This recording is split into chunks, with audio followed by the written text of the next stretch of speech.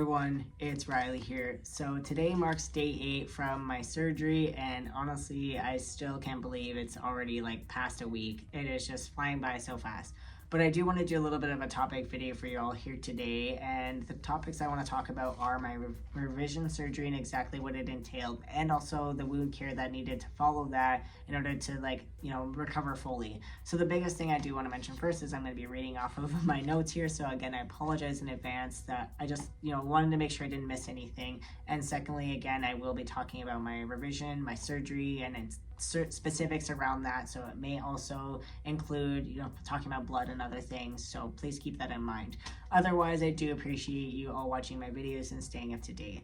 So the biggest thing I do want to kind of recap on is that I did have an in-person consultation with my surgeon on the day of surgery, which I definitely appreciate being able to have that with her, because be able to go over specifics and exactly what to expect when waking up is definitely something I prefer than just going into surgery not knowing exactly what's going to happen. So we did talk about on my left side and the right side, right at the base, that kind of went into a bit of a point, and it was kind of a little bit more oval, which was something I noticed, but it wasn't something I was going to ask to be corrected. And especially going into the surgery, knowing that there was more major things to kind of be concerned about versus just aesthetics. But she ended up looking at things and did mention she was going to correct the left and the right side to kind of make it more of an oval shaped. And I was very appreciative of that. The aesthetics and outcome that I have right now, I'm very much I'm enjoying more than what things looked like the first time around. Plus also at the top of the base as well, she ended up doing a bit of a release and doing a little bit, again, more rounded shape, and again, just to make it more aesthetically pleasing, which I, again, appreciate that we were able to do that. As I mentioned, it was something I noticed, but wasn't something that I was concerned too much about, because I did have other major concerns, which then talking on is that the left side was adhered to itself, so the tip adhered to the side of the shaft, which is something I definitely need to correct it before stage 2, and also that the urethra in doing so was pointing all the way left, which again I needed to be able to fix before having stage 2. So that was the biggest concern that I needed to have fixed, and it was really just nice that we were able to fix those other few aesthetic things as well on top of that.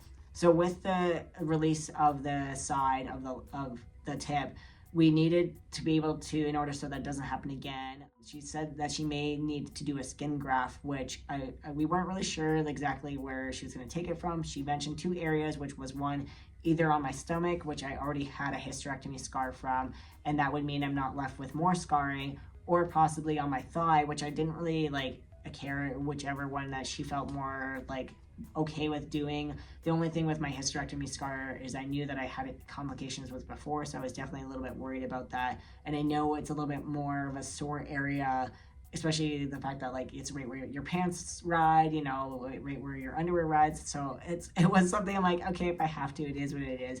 But we ended up ultimately going with the stomach and doing just a skin graft from right basically where my incision was, and then just below that. The scar itself is no bigger than what it was before, which was amazing. I wasn't quite sure how things were going to be done, but basically she ended up doing a double thickness graft, and it meant that it was a thicker graft than what she took from my leg in order to put on that side as well to cover everything. So I was appreciative that I wasn't left with a bigger scar like my legs were, and that it just ended up being now a minor incision across. But again, it just leaves the things a little bit more sore because of that.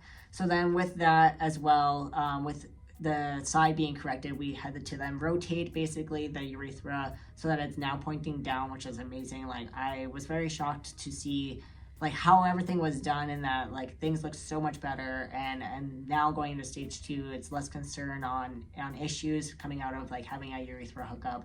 And then also too, within all of that, with fixing the side, with fixing and turning the urethra, she ended up doing a glands redo on the whole left side. A little bit of a touch up on the right side, but not a whole lot, but just making sure that everything looks aesthetically pleasing with that, and all the corrections as well. So that's pretty much it when it comes to the revision and everything. It kind of sounds like a lot, and it is. It's definitely, I ended up taking now 4 weeks off instead of possibly 3, because we weren't really sure. And I think a lot of that also is because with my stomach, I may need a little bit more. I'm finding I feel like I'm I'm kind of recovering a little slower, but definitely not nearly as slow as last time. And I had a lot of complications, whereas this time so far, nothing has arisen, no complications that I can see. It's just I noticed a little bit slow on the healing, but otherwise, still doing really great and just taking everything day by day. Now, when it comes to the revision, like I mentioned, and I have to do wound care, what that entails is that once I was able to get home and start doing like full like redressings, I do either a saline wash or a shower, which I mentioned. I do like rotate between them every day. So today is a saline wash, tomorrow is a shower, and then basically continue until I'm out of saline, and then I just basically do my showers every day until everything is fully healed. From there, I do have to do a bit of an air dry, which is usually maybe like 10, 15, maybe 20 minutes. It's really not that long. Last time I think they were about an hour, but it's because I had 3 areas to dry, and a lot of the time my arm was what would take the longest. But this time around, it's only 1 area, and it's a smaller area, so I don't have to worry too much about waiting too long. Once that's done, I may have to use polysporin on some areas. Sometimes I notice it's not too bad, but I also do find, which is nice, in the next step, I usually use a little bit of Adaptic so that it doesn't stick to to the gauze. So I use a little bit of Adaptic to kind of put in between that. If I use a bit of polysporin, even around the edges, it will help to kind of stick that Adaptic a little bit better. So I usually try and just use it around the edges if I need to, or if I notice any like imperfections or things that I need to put polysporin on, I'll just put it on that instead. But either way, it does help to kind of stick the Adaptic. Otherwise, I do notice it kind of shifts by itself. And I don't want things moving around once everything is like wrapped up and done for the day. So from there, once the Adaptic is done, I use gauze, which is an 8x4 sheet. What I normally do is just put the lengthwise over top so that it's kind of like rounded out. I don't know how to explain it. Basically, I put it over top this way with the 8x4 sheets, and then I also have a gauze roll, which then I go around this way. So it's kind of creating a pretty nice cushion for everything, so that one, I have a cushion between like my pants and stuff that I'm wearing, which I've been wearing just like jogging pants, so that it's not jeans or anything that's too tight, but it still creates a cushion between everything.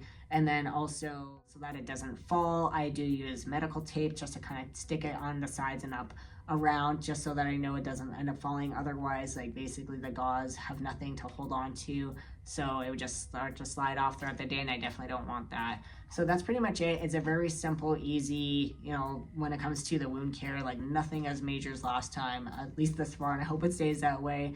But it's been a lot easier to take care of because I do have both of my arms, and then I'm also like able to stand and walk a little bit and move around a lot easier. Like I mentioned, the hardest part has been with the wound on my stomach, and that's just been the sorest part and what's making the recovery a little bit tricky because of bending and moving and stuff. So I definitely have to take it easy on that, and also still letting my body recover in other areas as well. But that's pretty much it when it comes to this process and the journey when it comes to the surgery and wound care so far. I do have a bit of an update today, which I'll probably do tomorrow, but I do have a in-person appointment with my urologist, which I'm going to be touching base with her on everything, make sure everything looks great on her end, and from what I can tell, everything looks great. But it's great to have a second opinion, so I'll give you guys that update tomorrow once I know more, because it's not till this evening.